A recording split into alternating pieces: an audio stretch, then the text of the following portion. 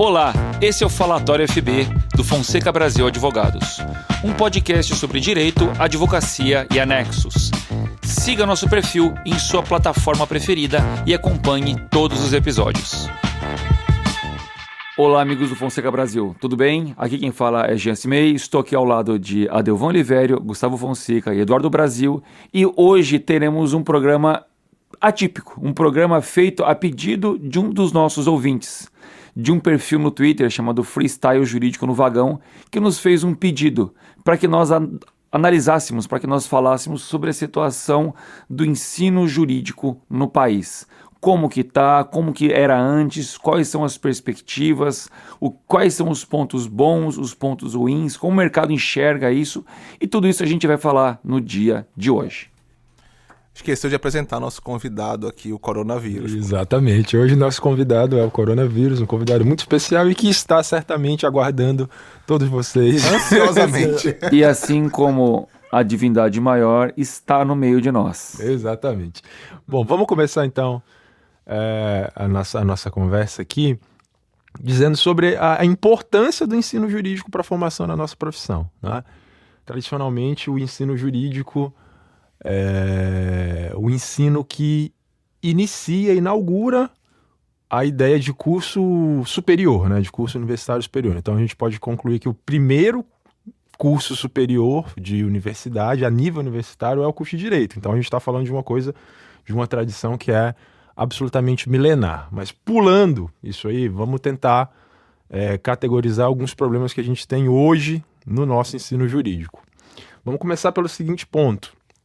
Até que ponto o governo, o Estado, intervém na qualidade e na formação do nosso ensino jurídico, tá?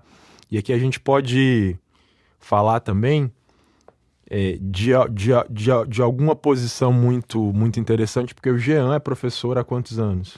Já? Há 12 anos. Já é professor há 12 anos, eu sou professor há 11 anos, né? Gustavo e Eduardo também já tiveram uma participação na vida acadêmica, mas hoje em dia não intervém. Que preocupações a gente pode colocar referente a essa da intervenção do governo nas políticas de ensino jurídico? Eu acho que o primeiro problema é propriamente a formação do currículo, né? Que tipo de bacharel em direito, que tipo de profissional a gente está formando hoje em dia? E no Brasil a gente tem uma tradição muito... Eu vou além, nós estamos formando profissionais? Essa é uma pergunta também, né?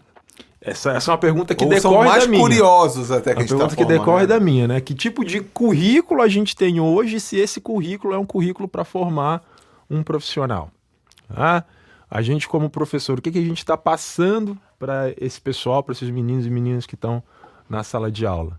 Que tipo de dificuldade a gente tem hoje? O governo tem uma das formas de controlar talvez uma tentativa de qualidade através das provas do ENAD, que submetem vários cursos de direito.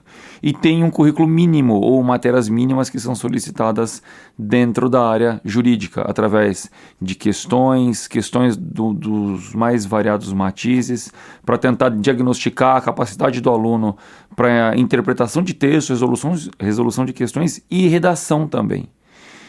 A gente tem uma quantidade de matérias exigida, mas o ponto é os alunos estão chegando para essa prova cada vez mais despreparados. Até porque essa prova do ENAD, a gente conhece bem ela não é uma prova, e aí a gente tem que fazer, na verdade, um elogio quanto a isso, né? Ela não é uma prova para aquele aluno que foi treinado e aprendeu a decorar texto de lei ou alguma questão estritamente formal uma disciplina específica, processo civil, direito penal, direito ambiental, uma prova que exige de alguma forma uma habilidade interpretativa. Então, deixa eu ver se eu entendi. Se o cara se preparar para o ENAD, ele não passa na OAB. Se ele se preparar para a OAB, ele não passa no ENAD. É mais ou menos isso. Exatamente. Boa pergunta. A gente pode, o Gustavo está colocando muito bem esse problema, a gente pode de alguma forma concluir que sim, né? Até hoje, pelo menos na tradição. Agora, o que a gente tem observado, não sei se o Jean tem observado a mesma coisa, acompanhando os últimos exames da OAB, é que a própria prova da OAB, e vamos fazer novamente um elogio nesse ponto, nos últimos 2 ou 3 exames, tem evoluído nesse sentido. As questões da prova da OAB também tem evoluído, está longe de ser uma prova do ENAD, mas as questões também têm evoluído no sentido de exigir uma capacidade interpretativa e que requeira uma habilidade de conjugar disciplinas... Multidisciplinar, nas próprias questões objetivas. A gente tem que realmente fazer um elogio para a prova da OAB que tem evoluído nesse sentido e a gente espera, né, puxando aí a maneira de estudar o direito no Brasil. Tá? Nesse ponto, vocês entendem que tem uma dissociação muito grande, uma distância muito grande aí do ensino público e do ensino privado? No sentido da qualidade? Não digo nem da qualidade, porque assim, eu acho que a qualidade nesse meio ela é muito relativa e intrínseca ao aluno. Numa faculdade razoável, um bom aluno pode fazer um excelente curso.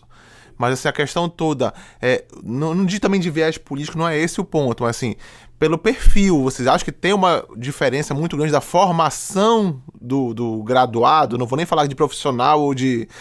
enfim, da formação. Você acha que tem uma diferença muito grande aí entre da natureza pública para privada? A grade curricular não é tão distante assim, elas são parecidas. O ponto que eu acho que chega em resultados diferentes do que essas faculdades públicas têm, resultados muito melhores na OAB ou na ENAD que as demais instituições, é o filtro inicial. Eu tenho uma peneira muito efetiva e clara para faculdades públicas.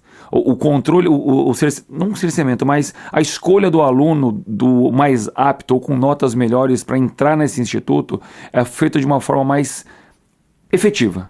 Já aí a questão, desculpa te cortar, toca a questão do FIES aí então também. Toca a questão do FIES. Na questão das privadas, você tem algumas faculdades privadas que têm uma certa seleção e outras que têm um vestibular pro forma, um vestibular meramente formal para justificar a entrada e que não tem a capacidade de seleção é muito baixa. Então o que acontece? Pessoas que já vêm da graduação com uma capacidade intelectiva não exatamente aquelas coisas, tem efetivamente dificuldade durante toda a faculdade inteira. Como num curso de faculdade, quando você pergunta para o primeiro ano, eu tive a oportunidade algumas vezes de perguntar, mas o que vocês leram?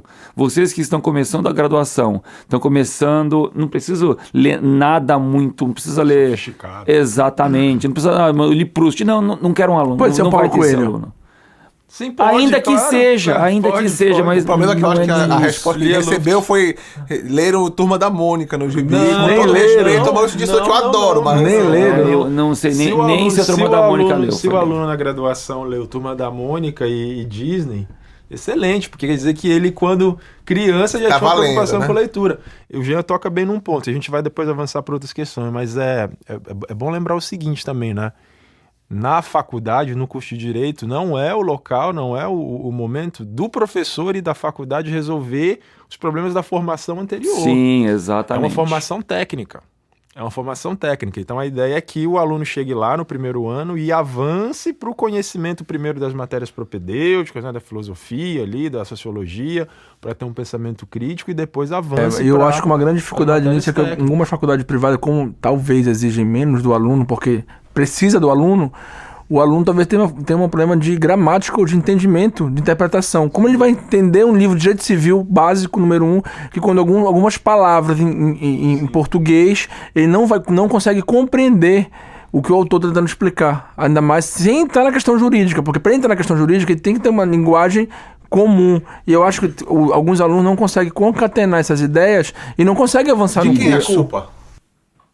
O problema aí eu acho que aí é uma boa pergunta, mas o problema aí do corona. Que a gente está colocando aqui é o seguinte: quem entende minimamente de educação, não estou falando de educação universitária nem de jurídica, muito menos, sabe a formação básica. A formação básica, uma boa formação básica do estudante, e básico estou dizendo aqui de ensino básico mesmo, de ensino fundamental, ela é absolutamente essencial e tem resultados que são absolutamente indescritíveis para a formação no ensino médio, para como o menino chega na universidade. Eu não questiono que nós temos problema no ensino básico, no ensino fundamental, temos também no ensino médio, mas o meu ponto aí, que eu acho que a partir do momento, e é só minha opinião, longe de querer polemizar ou politizar o discurso, Eu entendo que a partir do momento que nós optamos lá atrás em abrir as comportas das universidades, do ensino superior para as pessoas, em geral, e eu acho válido isso, mas assim, abriu-se de uma tal forma que não precisa de praticamente nada para você fazer um curso superior hoje em dia. Você basta, sei lá, errou a ligação para a farmácia, caiu na universidade lá, você pediu um remédio para dor de cabeça, não, mas você já está matriculado aqui, vinha para aula amanhã. E aí a culpa de quem é agora, sendo de quem abriu tanta vaga, de quem credenciou tanto curso, e cai na cola do professor, que vai ter que receber aquele aluno lá que não sabe minimamente o básico. Né? O acesso ao ensino superior é absolutamente salutar. O Brasil é um país que tem um índice de pessoas formadas e no ensino superior muito pequeno em relação a países em desenvolvimento, então isso é absolutamente salutar. A questão é que qualidade a gente está oferecendo. Mas no do direito não, os nossos números eles ultrapassam qualquer outro sistema, planeta do sistema solar ou da galáxia toda. É muita gente se formando. Não, assim, na verdade os nossos números são os seguintes, né? O número de bacharéis em direito, não estou falando nem de advogados, o número de bacharéis em direito no Brasil supera os do resto do mundo todo. Sim. E às vezes a gente tem um número e não tem efetividade no mercado nenhuma. Não tem. Ou ele não consegue se adequar num concurso público, não se consegue se adequar na área jurídica, na iniciativa privada, porque não tem capacidade e acaba saindo da formação tecnicamente jurídica. Agora tem um ponto importante. Dentro das públicas ou das próprias privadas, há a forma de passar o curso de direito, ou a forma ideológica, ou a forma do tratamento do curso varia muito. Eu não vejo uma padronização no Brasil comparando a realidade. Virou cursinho da OAB? Exatamente. Comparando as escolas as faculdades do Pará, a faculdade de São Paulo em geral, que aqui quase todos frequentaram. Crítica, assim, eu nunca recebi nenhuma apostila na minha universidade toda. Não, quando muito eu recebia um papel ao máximo para fazer o trabalho ou a prova. Aí eu acho que e era uma federal, né? Eu acho também que a gente tem que separar uma questão temporal. A maneira como o ensino está sendo feita hoje é uma maneira muito diferente. Não sei dizer, Virei não vou dizer dinossauro. que se melhor ou pior do que como foi feita na época que a gente estava nos bancos da faculdade. Todos nós aqui somos formados há no mínimo 10 anos, né? O Jean tem uns 25 de formado já.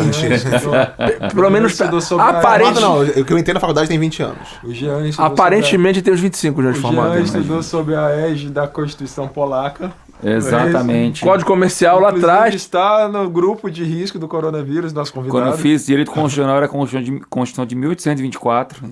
O Jean, na verdade, teve direito civil 1 no Código de 16 e estudando ainda o DOT, as figuras e consequências jurídicas da existência. Pater famílias. O Pater Família. Pater Família é muito saudade. Tempo bom. Sobre a questão da complexidade das obras, isso efetivamente mudou. Teve um downgrade aí no nível de dificuldade. Quando no direito, você pegava Washington de Barros Monteiro, você começar a estudar isso, hoje já foi descontinuado porque já faleceu, a atualização é, sei lá, mais ou menos, mas o nível da linguagem era muito complexo para um aluno de primeiro ano. Mas a coisa foi mudando, o vocabulário foi. O aluno de primeiro ano garantia. Se conseguir. Mas tu tocou num ponto importante, não é função do aluno ter esse desafio, poder evoluir. Não é a linguagem complexa ou difícil, mas em poder evoluir numa técnica mais acurada, ou simplesmente passar um manualzinho. Aluno não lê livro, aluno não lê livro, não lê. Você falou Washington Barros Monteiro, vamos colocar a Ponte de Miranda. Sim. Lorival Villanova. Mas esses passam lá. Esse aí não tem ninguém lê. Aqui no nosso, né? Orlando Bittar. Sim. Entende? Que era um cara que naquela época, da década de 60, 70, falava 4 idiomas e citava doutrina alemã, quando ninguém absolutamente no Brasil falava alemão, e os alunos tinham que estudar com base naqueles manuais. Sim, tinha. O aluno tinha que ser, e essa dificuldade toda era para que o aluno tivesse esse desafio intelectivo e superasse esse desafio e aumentasse o seu repertório. Claro, exato. perfeito. O ponto é, assim, esse é um problema, não um problema, mas uma situação que tem uma série de bastante variada, na verdade, de pontos. Tem a questão do direcionamento para a prova da ordem. As faculdades, hoje em dia, são direcionadas para a prova da ordem. Porque isso é um medidor também. É um medidor de sucesso. E numa versão muito rasteira de qualidade do curso. Sim, porque quanto mais você aprova, melhor tecnicamente você é. Mas isso faz com que você direcione as suas matérias principalmente para o atingimento desse fim específico. E aí outras matérias importantes que você teria na faculdade são deixadas de lado. Economia cada vez mais maltratada, e é um skill interessante, contabilidade. Qual é o perfil do profissional que é formado? Vamos, assim, numa utopia que acreditar que foi formado, muito bem formado com a grade atual, uma pessoa que formou, cursou o curso de direito plenamente ali e saiu bem. Tu formou um técnico. Qual é esse profissional que é formou um técnico? É um advogado? É alguém voltado às carreiras públicas? Depende. É alguém para fazer alimentação de sistema nos escritórios de advocacia? Quem é esse cara? É uma boa pergunta, mas aí a gente está entrando numa questão que é absolutamente complexa e não tem uma resposta objetiva, porque esse problema que o Gustavo está colocando, qual o perfil, é um problema que toda instituição de ensino superior, e aí vamos falar do curso de Direito, tem como uma questão a responder. Qual é o perfil que nós queremos formar? Na minha instituição, por exemplo, na instituição que eu faço parte, a gente se pergunta isso o tempo inteiro. Porque a resposta a essa pergunta vai delimitar que disciplina a gente coloca na grade, como que essas disciplinas são ministradas e o que a gente exige do aluno para além de estar em sala de aula. Então, vou te dar exemplo. Tem instituições em São Paulo que a gente sabe, formam o aluno especificamente para atuar no mercado voltado para advocacia ou consultoria de empresa. Então, desde o primeiro momento, este aluno está sendo treinado, está estudando para atuar numa questão que envolve direito ambiental, direito comercial, direito penal, voltado para o mercado para atuação da empresa, pessoa jurídica. Tem instituições públicas ou privadas, Brasil afora, que pensam numa vertente diferente. Então não tem como a gente responder assim, qual é o perfil do profissional que está se formando no curso de Direito no Brasil? Absolutamente possível. Aqui em Belém, se a gente pegar as 17 instituições que hoje funcionam em Belém e no estado de modo geral, cada uma vai ter um profissional diferente. Mas, Delvan, tem um detalhe importante. Depende da política da instituição e depende muito mas eu acho, do corpo docente também. Perfeito, mas a instituição, o meu modo de entender, ela não deveria pensar numa política dela. Ela deveria pensar numa política que atendesse, como diria Nelson Rodrigues, a vida como ela é. A realidade da vida fora. O direito como um todo, ele permeia a realidade social. Então, eu tenho que formar pessoas para se enquadrar dentro de um contexto que eles vão estar na vida real. Qual é a vida real de uma pessoa pós-faculdade? Em regra, tem 2 grandes caminhos a seguir. Claro, a pessoa pode não seguir o curso de Direito, ok. Mas aquele que vai seguir o curso de Direito, ele tem 2 grandes caminhos em regra. Ou ele vai fazer um concurso público, ou ele vai entrar na esfera privada, vai ser advogado. Com as reformas feitas pelo Bolsonaro, o concurso público está ficando cada vez mais... Essa é a regra. A vida como ela é, eu entendo que a faculdade devia preparar, qualquer faculdade, o aluno para estar inserido ou ter um pouco de cada num desses 2 mercados, que são o grosso de quem se forma em Direito. O sonho de quem entra na faculdade de Direito, pelo menos a grande maioria no Brasil, ainda era concurso público. Vou dizer 70%, 60%, talvez ter diminuído. Ele acaba punido sendo advogado ou... Então, assim, eu vejo que as faculdades em geral deviam preparar... Agora eu entendo, tem toda uma política, cada instituição tem sua política, tem seu viés ideológico, seu viés comercial também, mas eu acho que devia preparar para isso, porque é preparar para a vida. Dá instrumentos mínimos para preparar para a vida. Quem faz isso, assim, quem tenta moldar de uma certa forma e tem feito isso muito bem, a gente vai, assim, acho que dá para citar bem o que a GVLO faz em São Paulo, que é uma faculdade que tem direcionado os seus alunos para o mercado de trabalho jurídico, abastecendo essa pessoa com técnicas não só de um conhecimento sólido de contabilidade, de economia, para direcionar para esse tipo de mercado. E você tem a formação de um profissional bastante sofisticado e caro. Os alunos dali são puxados e disputados a preço de ouro. Eu me referia justamente a GVLO. Não quis citar, mas já que a gente citou... Sim, é um trabalho... O curso de Direito ali é curso integral. O dia inteiro. Você pega manhã e tarde. Agora, o que o Adel fala também tem a realidade. Eu concordo perfeitamente. Acho a linha que eu mais tendo a seguir. Porém, a vida social também tem outros aspectos. Às vezes, o direito tem um aspecto social muito grande historicamente. Talvez hoje, em alguns lugares, as nossas próprias instituições de guarda da nossa profissão está focado muito nisso, no aspecto coletivo ou social do que o direito pode, ou que a advocacia, ou que o direito pode representar. Então, não só o lado econômico, mas eu acho que, na verdade, eu acho que o aluno tem que ter um pouco de cada, um pouquinho de cada questão na faculdade. Existe uma questão que é a seguinte também, né? Hoje em dia, quando o aluno minimamente preocupado se procura uma instituição superior, né, para fazer o curso de Direito, ele já consegue delimitar, sim, alguns matizes, algumas vertentes da instituição que ele vai entrar. Então, o cara que entra, por exemplo, na GVLOL, ele sabe que o curso que ele vai enfrentar ali não vai ser o curso que ele enfrentaria se ele entrasse na USP, ou se ele entrasse na Universidade Estadual do Rio de Janeiro, ou na PUC. No Rio de Janeiro ele com certeza ia morrer no meio do curso, baleado. Existe essas matizes diferentes, é óbvio. Então, assim, quando eu falo que cada instituição se pergunta qual é o perfil do profissional, Eduardo, é óbvio que essa pergunta ela já pressupõe uma preparação para a realidade, para o mercado. Nenhuma instituição vai responder essa pergunta alheia à necessidade real do mercado. Ninguém quer formar um bacharel em Direito ou um profissional. Será? Será que as privadas não querem o número, a grande geral? Porque assim, ela não quer o número. Passou na UAB.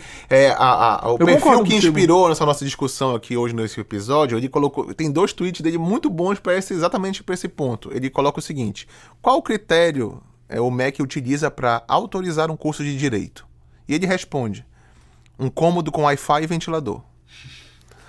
E aí o segundo tweet dele: mas tem mercado para todo mundo.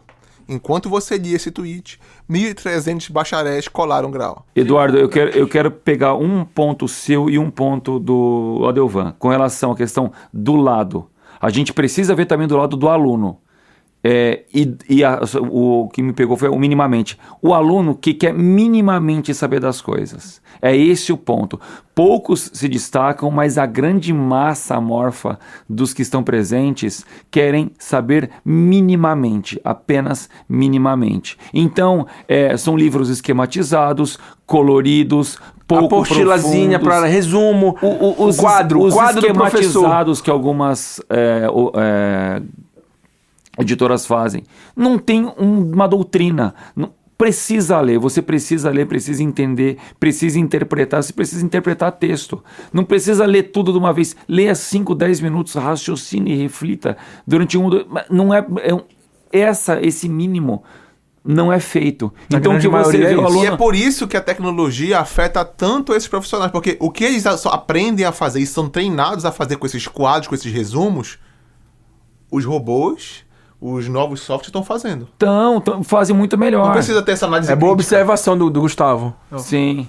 É isso aí. Porque precisa ter um novo conceito para formar alguém que raciocine, que reflita, que crie valor nessas relações, nessas coisas, para poder fugir dos robôs. Porque senão, o que esses caras estão fazendo... A automatização de isso vai. Mas será que a faculdade, em regra, o ensino superior tem interesse nisso? Porque a grande maioria são associações civis com fim lucrativo. Se o cara encheu de aluno, formou aluno e passou na ordem, isso vai ser sinônimo de mais aluno semestre que vem, mais grana no caixa da faculdade, em regra. Ele tá bem, tá faturando, o EBITDA bateu lá em cima, mas esse profissional que sai, na verdade, ele passou 5 anos estudando, era melhor ter um curso técnico e tá trabalhando, do que ter feito 5 anos, que quando ele se forma, ele não vai estar apto para atuar num mercado altamente competitivo, ou da advocacia, ou de concurso público, que é muito difícil passar, porque ele não tem qualidade técnica para passar. O que algumas faculdades têm feito para tentar aproximar essa realidade são com as matérias de estágio supervisionado. O ideal é você estagiar. O Adel tem uma experiência muito boa sobre isso. Ele coordena não é isso, Adel? Isso. Você precisa... Muitos alunos não têm condição de fazer estágio, porque estudam de noite, porque trabalham, porque são pais de família. A faculdade tem a aproximar esse profissional da realidade, porque, de novo, você não vai... Se você sair da faculdade de Direito e não for um advogado de fato, dificilmente você vai conseguir se colocar. Você tem que já sair da faculdade... Antes de terminar a faculdade, você já tem que ser um advogado pleno. Aquele que vê uma situação jurídica, interpreta, qualifica ela corretamente, dá a solução e tem esse pensamento refinado.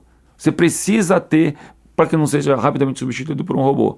As faculdades estão galgando passos nesse sentido. Um outro ponto que acho que é um avanço para algumas instituições, a PUC de São Paulo faz isso. Ela permite ao aluno que oriente a sua matéria de preferência, o seu agrupamento de preferência nos últimos anos da academia. Por falar em pouco, sinto saudade do campo de linguagem semiótica ali. Pois é, ali do excelente. campo de Perdizes ali, era um negócio... Saudades. Saudade, bons tempos, já ensinei. Saudades. Mas veja só, o ponto é o seguinte... A pessoa gosta de direito do trabalho, então vai desenvolver um pouco mais, vai estudar um pouco de uma forma mais complexa o direito matéria do trabalho, vai aprender a fazer cálculo trabalhista, que é importante. Não leia só a apostila, assista ao programa do Datena, veja o crime acontecendo, entenda a coisa. Viva a coisa, viva. Precisa. É uma necessidade de um ajustamento das instituições, mas faça eu uma acho imersão na realidade, Exato. não é isso? Mas eu acho que nesse Ele momento... tá falando sério, tá? Ele tá concatenando ideia, o nosso sênior interlocutor aqui. Mas eu acho que tem que ter um esforço maior do aluno também. O aluno tem que...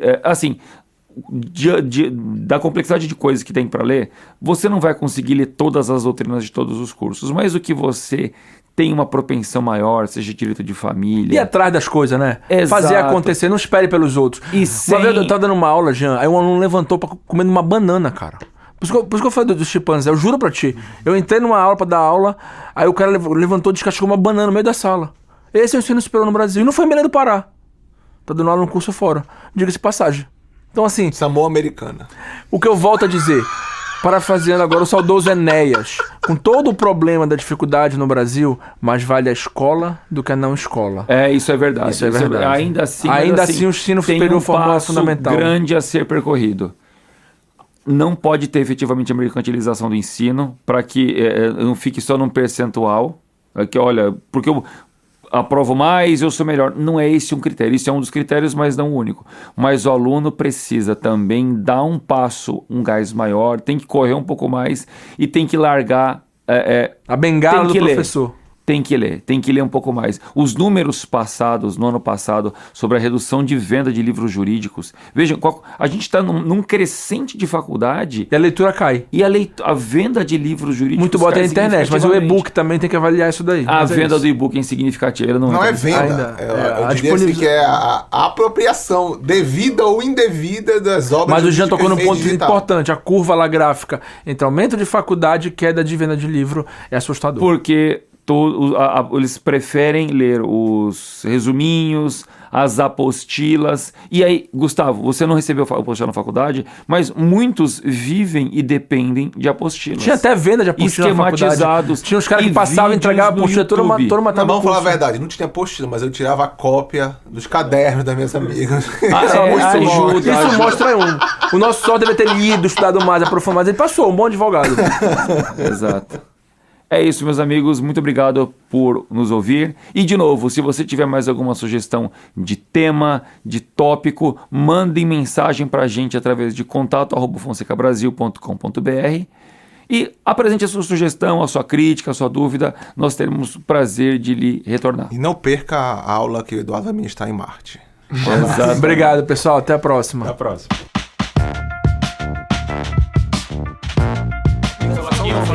Falatório, FB.